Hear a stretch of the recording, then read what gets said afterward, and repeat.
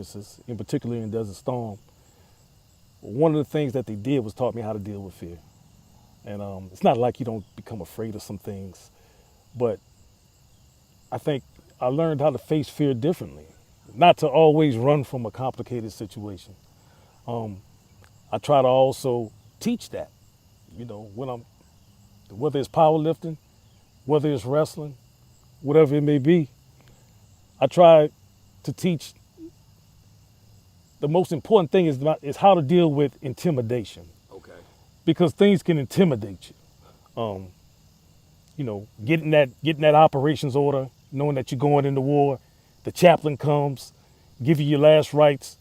The operation order says 50% of you might not are not expected to make it back. That's a very scary thing. It's Mm-hmm. intimidating, but you can't do nothing about it at the same time. You got two options. You either go and fight or you run. And like Lieutenant Griggs, he decided not to go and fight. How does that make you feel seeing, I'm gonna say your leader, your lieutenant, right? That's Your yeah, lieutenant, you seeing your yeah, lieutenant Lieutenant, yeah, break down in fear. That's right, because for the people that don't know that's watching it, we come up under you with this lifting thing. right, We didn't see you lift. To us, right, Zulu is the beast. You are the beast. When right, people speak in terms of beast, right, right, that's like us seeing you go to that weight in fear. yeah, Like, dang, Zulu, I never seen you be afraid of right, anything. right, Period. Not just the gym, just the person I know. right, That's like us seeing you break down in fear. You got to think. You can only imagine how that's gonna make your soldiers feel. right, You make us believe that the impossible is possible. So I right. can only imagine you seeing your lieutenant break in fear. How that make you feel? Oh man, it took something out of me.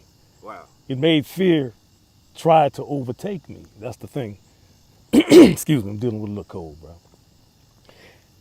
And what my first sergeant did, he straightened it because in the presence of weakness, because that's what he was being, strength had to show up. Mm-hmm. The first sergeant had to come up, and strength is assertive. Strength is not friendly. It doesn't speak to you. Okay, wait a minute, calm down. We're in war. So strength, you have to be strong in that kind of situation. So what he did, he tried to, you got a couple seconds to get yourself together. And if not, he smacked him. I'm talking about he slapped him like I'm talking about with everything. Right. You're gonna have to get together. And he couldn't do it. He was just overtaken with fear. And he broke down. So he could not be a part of going into battle. And that's one of the things, like I said, one thing if I would always hope that people see in me when we train, whatever we're doing, or just living like a man, Mm-hmm. that you got to know how to deal with fear because it's going to be in everybody's lifetime. You're going to run into scary situations to where you're going to be asked to be a man. And if you can't be a man, you're going to be something less than a man. And that's why these generations, this generation today, are kind of so weak because when they run from the task, they're getting their woman to step up to the task, and that's not where she's supposed to be. The man is supposed to be in charge of that situation. And so it taught me how to be a man, in other words. I understood I was operating as a boy. It's not about who I think I can whip and all those other things. It's other things that come in your life that you have to face like a man. And that's what I was lacking. I only knew how to lash out one way. So I mean, if that wasn't effective, then I had no other answer for you. Okay. You And, know? and somehow I'm glad that you mentioned several times is the word fear. Right. Um, I think with us as I don't know about other cultures, but I know with our culture, fear is something that doesn't come out of a man's mouth as much. It's we have that tough act. Right. It's not really it's kind of frowned upon to admit that you was fearful Right. at any time, Right. and for you to be able to say that and say it so freely and proud about what it made you become and mold you into. Right. I think that's very important. I'm glad that you said that on film for Right. anybody that's watching. A lot of young Right. men need to hear that. It's okay to be fearful Right. because fear is going to help you overcome and become the person you are. The importance of it is not to run Run from it, from it. but Right. know how to deal with it. Right. Um, That's right. Also, what I want to get into, because I think we're gonna probably end up having to cut it short because it's getting late. But I want to get you on here again. I'm sure everybody else gonna want you on here again. No so problem. I'll go over a few things that I'm gonna want to touch on in the future. But for right now, I do want to know when you got to Kansas City, what year it was, what made you come to Kansas City? And the way I got to Kansas City, my last duty station when I was in the military was Fort Riley, Kansas. Okay. It's right out there. It's a little town called Junction City. Okay. You may know about that, where that is. But that was my last duty station. And what happened is that my wife was pregnant with young Bull. Now, time out. That's my bad as an interviewer. Right. I'm learning. I'm new at this. Right. I skipped something very important, man. What was that? Your wife. When did you meet your wife? Was it in the military? How did you?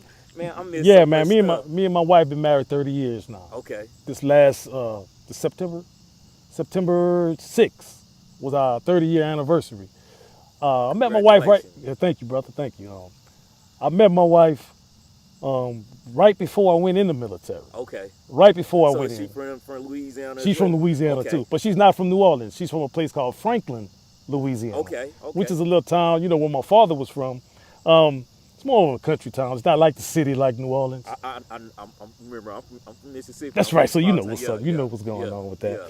So yeah, I met my wife there, man, and I have a wonderful woman, brother. And I'll tell you, I got a real woman. She stuck with me through all my craziness, man, and through all my, just being a wild dude at that time, man. She stuck with me. It's the right kind of woman for me that I needed in my life, and our relationship is stronger today than it ever was, man, because we know each other.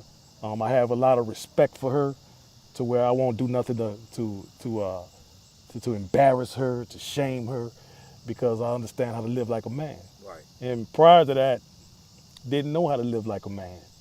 But one of the things that I have learned is how to honor my woman. And so, I got a good woman, man. So that's how I met the lady Tank Commander, See, my queen. I was thinking that took place in Kansas City. No. Okay. She came with me. I appreciate that, man, because now you still dropping jewels, man. Because like I said, I'm trying to learn how to do this, and you now. Yeah, man, you got. To ask well, you got access to me anytime. Yeah, definitely, man. So you get to Kansas City. How was that experience for you? What were some of the things that Because I know when I came back in '98. And it was a culture shock for me. I'd never been to a big city before. It's the biggest city I ever been to. So it still shocked me to this day when people say Kansas